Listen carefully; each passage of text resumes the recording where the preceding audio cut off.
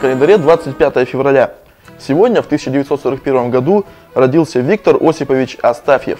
Он уроженец Северо-Казахстанской области. Но на сегодняшний день в Кургане фигура значимая. На протяжении 20 лет Астафьев работал председателем колхоза «Родина». Благодаря ему отстающее тамошнее когда-то хозяйство сегодня одно из лучших в районе. Колхоз «Родина» выходил победителем всесоюзного социалистического соревнования. Под руководством Виктора Осиповича была создана эффективно работающая рыночная структура.